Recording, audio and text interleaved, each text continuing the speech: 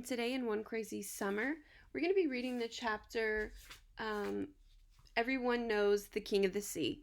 So, in this chapter, we're really going to focus on RL 5.1, which is something that is a review for you guys. This is something we've been doing all year.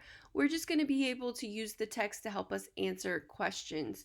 So, we're going to go ahead and we're going to start reading. I'm going to read and annotate with you for the first portion of this chapter, and then you are going to complete this chapter independently on your own. Make sure that you continue to do the annotations even whenever you're reading independently without my help. I'm going to go ahead and make this a little bit larger there. Okay. Now, in this chapter, we're going to really focus on names. Remember, we talk about the themes of this book, and the major theme, the overarching theme of this book is identity. So, what is identity? What's in a name? And so we're going to see what's in Delphine and her sister's name as we read this chapter, Everyone Knows the King of the Sea. I didn't care what Cecile called her new self or how much dust she blew off paths with her poems. She was Cecile Johnson to me, and I didn't appreciate her so-called new self or her new name. A name is important. It isn't something you drop in the litter basket or on the ground. Your name is how you know people. The very mention of your name makes a picture spring to mind, whether it's a picture of clashing fists or a mighty mountain that can't be knocked down. Your name is who you are and how you're known even when you do something great or something dumb. So I do want to pause here and annotate this. And the reason why I want to annotate this is because Delphine is explaining to us why she thinks names are important, what she thinks makes a name important. So this is on page 1, and this is important to our character, right? So Delphine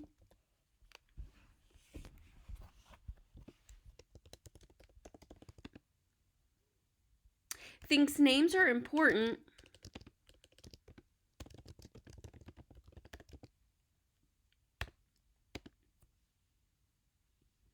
because it's how people know you.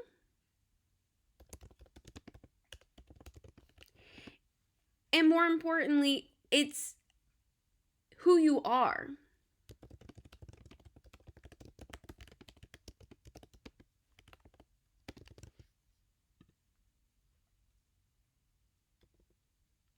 So it's who you are no matter what you do. So when you do something dumb and when you do something great. So it is who you are even in how you're known.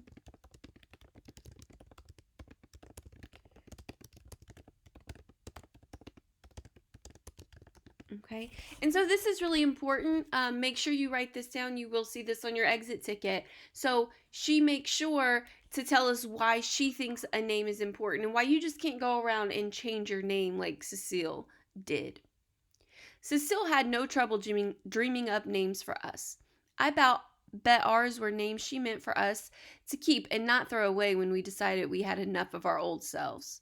According to Uncle Darnell and Big Ma, she had a name ready for Fern, but Papa said no more of those made-up different names. So Cecile gave Fern some of her milk, put her in the crib, stood over her for a while, and was gone. Although no one thinks I can, I remember a time when smoke filled the house. Not coughing smoke, but smoke from a woman's smooth voice singing with piano, bass, and drums. Altogether, these sounds made smoke. Uncle Darnell would say, "You can't remember that. You were 2, 3 maybe." But I do. I still see, hear, and feel bits and flashes. The sounds of musical smoke. My head on Cecile's big belly.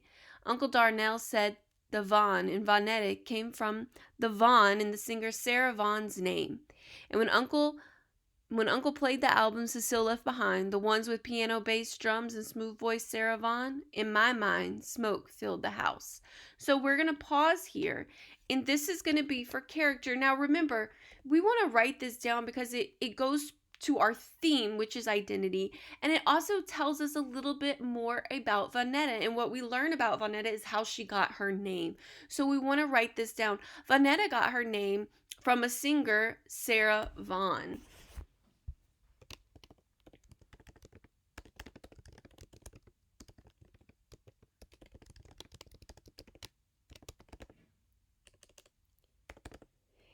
And the motivation piece is that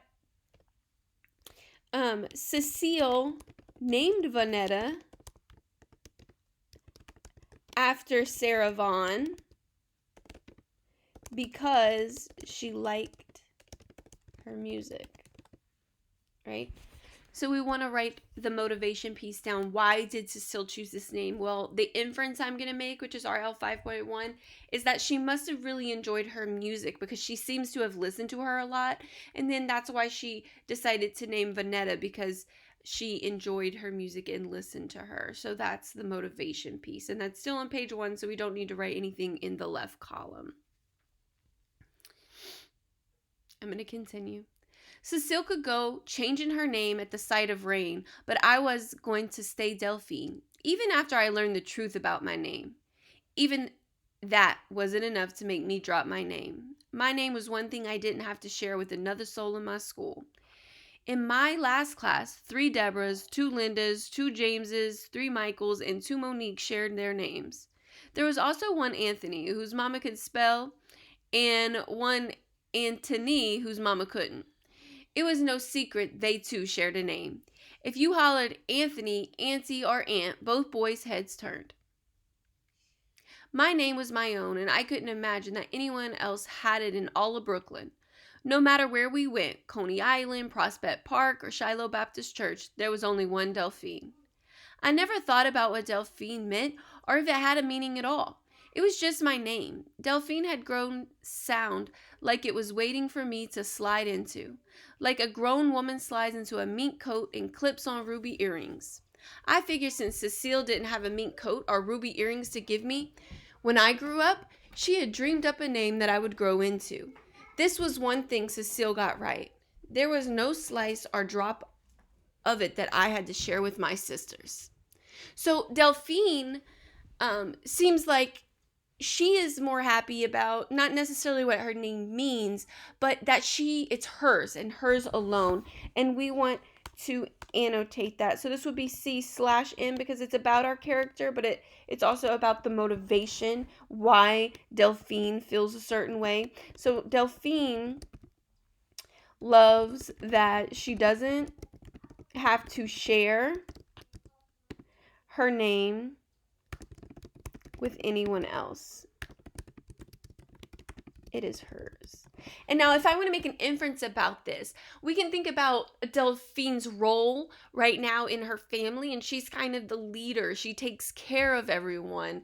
She shares her things to make sure her sisters are happy. And this is one thing that is all hers and all to herself. So if I'm making an inference based on what I know about Delphine and what I've learned about her responsibilities as a sister and what I know about her personality, that is going to be the inference I make, is that she loves that it's all to herself because every day, day in, day out, Delphine is giving to her sisters. She's kind of the caretaker to them. So this is something that she has all to herself, and that's why it is so important to her.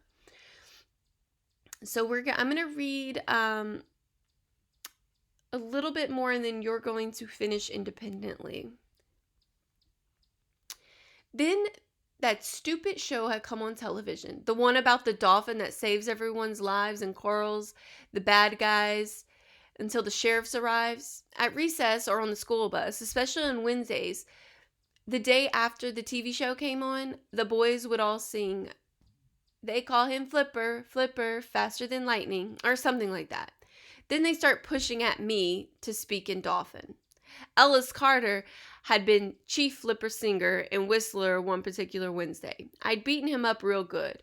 I'd made sure it was unforgettable a beating as I could give him, so it would burn in the minds of all the other flipper singers and whistlers. When I got home from school, my knuckles still sore from Ellis Carter's jaw, I told Vonetta and Fern to change their clothes, hang them up neatly. That would save me from ironing them that night. I told them to start their homework and I'd be back in exactly 20 minutes to help them if they needed it. I told Big Ma I had to get a book from the library and would be right back. Then I'd march to that library and find out for myself. I'd gone straight to the biggest dictionary in the reference section. This was a dictionary so huge you needed both hands to manage turning the pages and making the book stay put. Good old Merriam-Webster. I trusted Merriam because I thought instead of having children she wrote the dictionary. She didn't have anything else better to do. Probably didn't have sisters and brothers to see after, which was why she knew every word in the world. Big Ma would have said Miriam might as well be useful. I turned to the back section, turned past the Z words, past the phrases of the moon, the phases of the moon and the metric system, and finally to given names. I flipped a few pages to the female D names. Then I thumbed the past Daisy, Daphne, Dina, Deborah, Della, Dolores, and there it was, the name I had been sure Cecile had dreamt up while she stared out the window as musical smoke blew through the house. There it was, in a book, broken down into 2 syllables, spelled exactly the same. There it was, my name, Delphine. My nostrils had flared, my breathing raced, my heart pounded not only in my chest but throughout my body.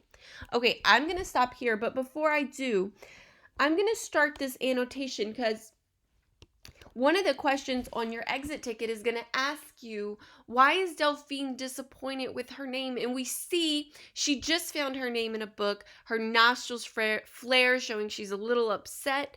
And her heart is pounding. Her breathing is really quick. And so we're about to find out why Delphine is disappointed in her name. So you're going to have to continue reading it. It's right after this piece. You're going to learn a little bit more about why Delphine does not like her name, or not why she doesn't like it, but why she's disappointed in the name that Cecile gave her. This is going to be part of your short answer response. So in our annotations, Delphine finds her name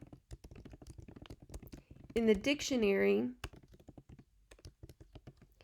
and is upset because. Now your job is going to be to continue reading. Tell me why Delphine is upset to find her name in this book. Why is she disappointed in the name Cecile gave her? You don't have much left to read. It's about a couple of paragraphs. Make sure you write these annotations down. I'm going to move my screen so you can see them larger. Maybe. There we go. And then you are going to need to attach these annotations, plus this annotation here needs to be finished. Okay, that's really what I'm looking for most, is that this annotation is finished. And complete your exit ticket, which you'll find on the following slide. It's a Google form. You'll click on it. It'll open up, and you need to answer the questions. There are 2 multiple choice and 1 short response, which is what this annotation here and this page will help you answer. Once you're done, make sure you click submit in the classroom, in Google Classroom, so we know that you're ready. Do not resubmit this exit ticket until you are given feedback from an educator, because we have to manually go in and grade that written response. I hope you guys have a good day.